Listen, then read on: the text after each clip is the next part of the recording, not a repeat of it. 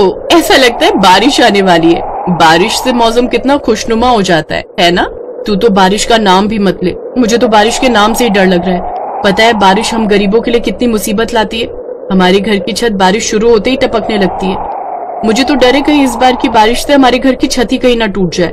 ओफो, तू भी ना प्रिया बड़ा डरती है। भला घर की छत इतनी कमजोर थोड़ी ना होती है जो बारिश के आने से ही टूट जाए। अच्छा यार प्रिया, अब मैं चलती हूँ, बारिश आने वाली है लगता है।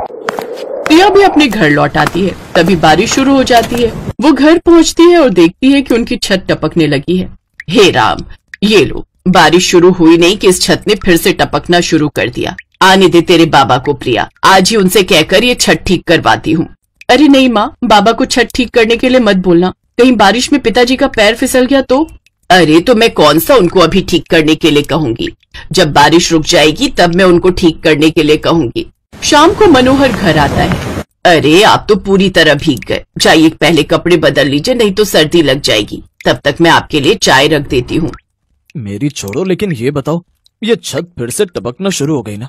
हाँ, फिर वही हाल हो गया। अभी सारे घर में पोछा लगाया है। एक काम करो, जल्दी से चाय बना दो, उसके बाद मैं छत ठीक कर दूंगा। चाय पीते ही मनोहर बाहर सीढ़ी लगाकर छत पर जाकर छत की मरम्मत करने लगता है। लेकिन बारिश होने की वजह से छत पर फिसलन हो गई, जिस कारण उसका पैर फिसल जाता है और वो छत से नीचे गिर जाता है। उसकी आवाज सुनकर प्रिया और शांति बाहर आती है। हे भगवान, ये क्या हो गया? माँ, मैंने मना किया था ना बारिश में बाबा को छत पर मत जाने दो, अब लग गई ना चोट। अरे अब दोनों लड़ती ही रहोगी या मुझे अंदर भी लेकर जाओगी? जैसे तैसे वो दोनों उसे अंदर लेकर आती हैं। फिर प्रिया अपने बाबा की कमर पर मरहम लगाती है, जिसके बाद उसे थोड़ा आराम मिलता है। रात में वो तीनों अपने कच्चे घर में सो ही रहे थे कि तभी बादलों की गड़गड़ाहट होने लगती है और तेज बारिश शुरू हो जाती है। अब उनकी छत से हर जगह से पानी टपकने लगता है और उनके घर की छत का एक हिस्सा टूटकर गिरने लगता है। हे भगवान, ये क्या हो गया? ये छत तो लगता है गिरने वाली है। चलो चलो, जल्दी से चलो यहाँ से, अब यहाँ रुकना खतरे से खाली नहीं। वो सभी घर से बाहर निकल आते हैं। वो बाहर आते ही हैं कि इतने में उनके घर की छत टूटकर गिर जाती है। अपनी आंखों के सामने ये सब देख वो बहुत ज्यादा डर जाते हैं। भगवान का लाख लाख शुक्र है जो आप हमें समय रहते बाहर ले आए, नहीं तो आज तो ना जाने क्या अनहोनी हो जाती। लेकिन इतनी मेहनत से बनाया हुआ हमारा घर आज टूट गया। कुछ समझ में नहीं आ रहा, अब कहाँ जाएंगे, क्या करेंगे, कहाँ रहेंगे। परेशान मत हो शांति, ऊपर वाला है ना, वो कोई ना कोई रास्ता ढूंढ निकालेगा। लेकिन अब हम इतनी बारिश में कहाँ जाएंगे जी? माँ, इतनी बारिश में यहाँ यूँ रुकना ठीक नहीं है। घर की मरम्मत हम बाद में करवा लेंगे, तब तक हम मेरी सहेली अमायरा के घर चलते हैं। उसका घर दूर भी नहीं है। सड़क पर घुटनों तक पानी भरा हुआ था। वो लोग उस तेज बारिश में भीगते हुए अमायरा के घर पहुँचते हैं। अमायरा जैसे ही दरवाजा खोलती है तो उन सबकी ऐसी हालत देख उन्हें जल्दी से घर के अंदर ले आती है। अरे आप सब तो बुरी तरह भीग चुके हो और इतनी रात गए यहाँ पर, सब ठीक तो है ना? प्रिया उसे सारी बात बताती है। उसकी बात सुनकर अमायरा को बहुत दुख होता है। वो प्रिया के मम्मी पापा को गेस्ट रूम में भेज देती है और प्रिया को अपने बेडरूम में ले जाती है। जो हुआ बहुत बुरा हुआ, लेकिन भगवान का लाख लाख शुक्र है जो तुम सबकी जान बच गई। और रही घर की बात, तो कुछ समय बाद घर की मरम्मत करवा लेना। ये इतना आसान नहीं है अमायरा।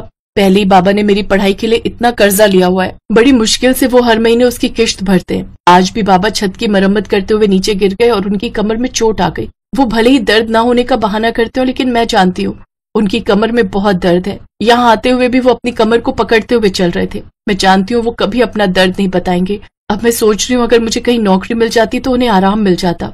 कह तो तू ठीक रही है, ऐसा कर कल ही तू कहीं इंटरव्यू देने चली जा, क्या पता बात बन जाए। अगले दिन ही प्रिया नौकरी के लिए इंटरव्यू देने जाती है, लेकिन उसे वहाँ निराशा ही हाथ लगती है।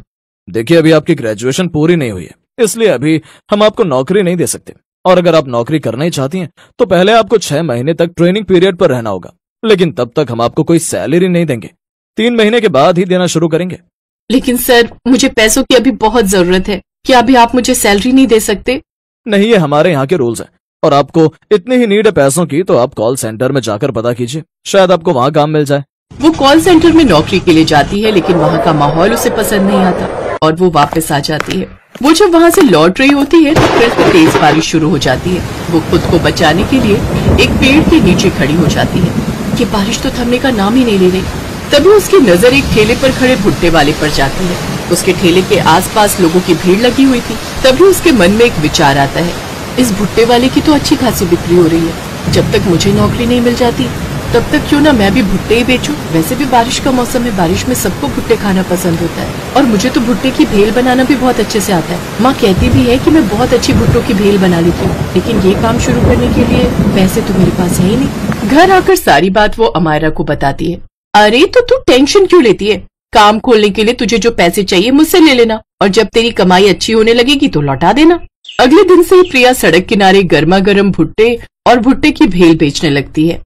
भुट्टे ले लो, भुट्टे की भेल ले लो। भुट्टा, मुझे गर्मा गर्म भुट्टा दे दीजिए और मुझे भुट्टा भेल बनाकर दे दीजिए। बचपन में मेरी दादी बनाती थी, अब तो कई साल हो गए इसे खाए हुए।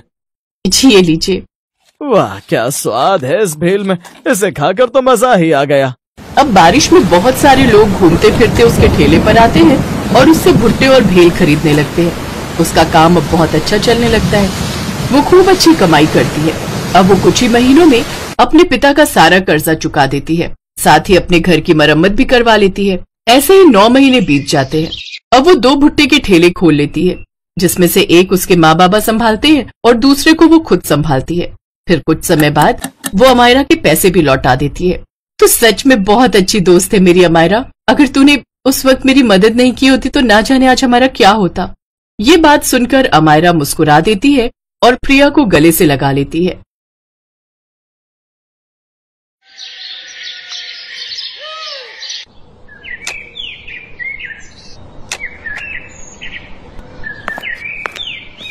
सुनिए, अब थोड़ा रुक जाइए, आ जाइए, खाना खा लीजिए। अच्छा, अब क्या बनाया है आज खाने में? करारी भिंडी, आपको बहुत पसंद है ना? अरे राधिका, खुश कर दिया तुमने तो। क्या खुशबू है, मजा आ जाएगा आज तो खाने में। अब बस खुशी होते रहोगे या खाओगे भी? अब तुम भी आओ ना। नहीं, मैं बाद में खा लूंगी। अरे बाद में नहीं, आ जाओ मेरे साथ खाओ। श्याम की जिद पर राधिका ने भी खाना शुरू कर दिया। श्याम और राधिका की शादी को 5 साल हो गए थे। वो दोनों ही एक दूसरे से बहुत प्यार करते थे। श्याम एक किसान था और खेतीबाड़ी करके अपना गुजारा करता था। श्याम दिन भर अपने खेत में काम करता और राधिका घर संभालती। खाना खाने के बाद राधिका श्याम को एकटक देखती रही। अरे अब क्या हो गया, ऐसे क्यों देख रही हो? देख रही हूँ कि आप दिन भर कितनी मेहनत करते हो और आपकी इस मेहनत का फल कोई और ही ले जाता है। अच्छा, वो सरपंच की बात कर रही हो। अब बात तो साफ है ना राधिका, कर्जा लिया है तो पाटना तो पड़ेगा ही ना। बोलो। मैं सरपंच की बात नहीं कर रही हूँ, मैं तो उस किशन की बात कर रही हूँ। सारा दिन मेहनत आप करते हो और सारा मुनाफा वो लेता है। अरे तो उसमें अब मैं क्या करूं? खेती बाड़ी छोड़कर उस किशन की तरह सब्जी बेचने लग जाऊं क्या? हाँ तो उसमें बुराई ही क्या है, और उसके लिए खेती छोड़ने की भी कोई जरूरत नहीं है। मैं तो बस ये कह रही हूँ कि जो सब्जी आप उगाते हो उसे आप खुद ही जाकर बेचा करो ना। अच्छा, और खेती बाड़ी कौन देखेगा? आप ही देखोगे, और जरूरत पड़ी तो मैं मदद कर दिया करूंगी। देखो, चाहे थोड़ी कम ही खेती कर लो पर अपनी सब्जी आप खुद ही बेचो। मुझे एक बात बताओ जरा, इस बार वो किशन टमाटर कितने में लेकर गया आपसे? अब 50 किलो निकले थे तो वही 5 रुपए के हिसाब से लेकर गया था वो। हे भगवान, आपको पता भी है कि बाजार में इस समय टमाटर का क्या भाव चल रहा है? वो आपके ही टमाटर पूरे 5 गुना महंगे बेच रहा है बाजार में। अरे पर मुझे नहीं आता ये दुकान चलाना। दुकान चलाने को कौन कह रहा है? बस आप अपनी सब्जी लेकर बाजार में बैठ जाओ, लोग अपने आप आएंगे आपके पास सब्जी खरीदने के लिए। अब ठीक है, इस बारे में हम बाद में बात करेंगे, अभी तुम घर जाओ। राधिका खाने का डिब्बा लेकर घर चली गई, लेकिन उसके जाने के बाद श्याम बहुत देर तक उसकी बात पर सोच विचार करता रहा। राधिका ने बात ठीक ही कही थी, पर तभी श्याम को सरपंच सूरजमल का ख्याल आया, जो कि 1 नंबर का खड़ूस और लालची आदमी था। दरअसल श्याम के पिता ने अपने बुरे वक्त में कई साल पहले सूरजमल से उधार लिया था, जिसके बदले में श्याम का आधा खेत सरपंच के पास अब तक गिरवी पड़ा हुआ था। श्याम उस खेत पर खेती नहीं कर सकता था, वहाँ सरपंच के लोग ही खेती करते थे। श्याम अपना खेत वापस तो पाना चाहता था, पर सरपंच से खेत छुड़वाने के लिए उसके पास पैसे नहीं थे। इसीलिए वो हर महीने किश्त के तौर पर एक रकम सरपंच को देता था। फिर अगले दिन, भैया कुछ पूछना था आपसे। हाँ भैया बताओ। मैं एक किसान हूँ, सोच रहा हूँ कि कल से मैं भी अपनी सब्जियां यहीं बेचने लगूं खुद से। हाँ हाँ बढ़िया विचार है, पर इसके लिए तुम्हें सरपंच जी से पूछना पड़ेगा और उन्हें यहाँ का टैक्स भी देना पड़ेगा। टैक्स? पर वो किस लिए?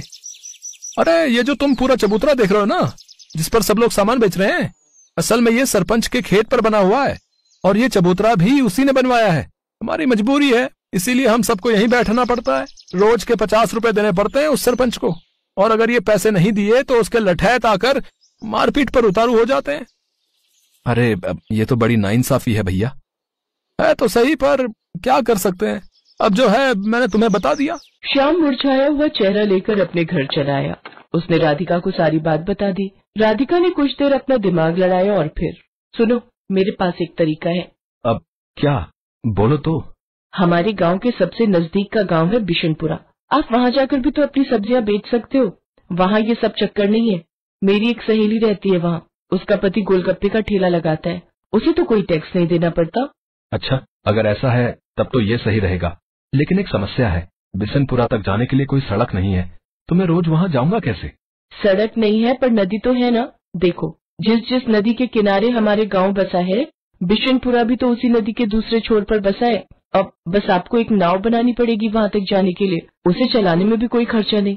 श्याम को राधिका की बात भा गई। अगले ही दिन श्याम ने अपनी जमा पूंजी से मोटी रकम खर्च कर गांव के बढ़ई से एक बढ़िया नाव बनवा ली और फिर वो उस नाव को नदी में लेकर गया। उस दिन राधिका और श्याम बहुत देर तक नाव में नदी की सैर करते रहे। श्याम नाव चलाकर उसे बिशनपुरा तक घुमा लाया। राधिका ने देखा कि वहाँ राशन वगैरह की दुकानें तो थी, पर सब्जी की दुकानें बहुत ही कम थी, और ये देखकर श्याम और राधिका की अच्छी कमाई की उम्मीद और बढ़ गई। अगले दिन से ही श्याम अपनी नाव से सब्जियां लेकर बिशनपुरा जाने लगा। वो वहाँ जाता और सब्जी बेचता। बिशनपुरा के लोगों को भी उसकी सब्जियां पसंद आई, क्योंकि सीधे खेत से लाने की वजह से वो सब्जियां बहुत ताजी रहती थी।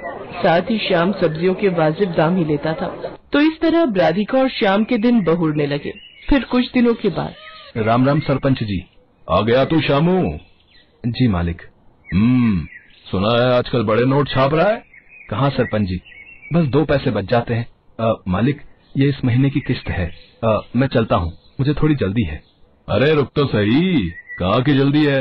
वैसे दिमाग तो खूब लगाया तूने, टैक्स नहीं दिया। चल कोई बात नहीं, पर अपना उधार तो चुका भाई, जो तेरे बाप ने मुझसे लिया था। अब चुका तो रहा हूँ सरपंच जी, हर महीने किस्त देकर जाता तो हूँ आपको। देख, अब बहुत हुआ, या तो तू मेरे पूरे पैसे एक साथ लौटा, वरना अपना खेत मेरे नाम कर दे, समझा? पर सरपंच जी, परवर कुछ नहीं, 3 दिन का वक्त दिया है तुझे, जा जाकर पैसों का इंतजाम कर, वरना अपना खेत भूल जा, समझा?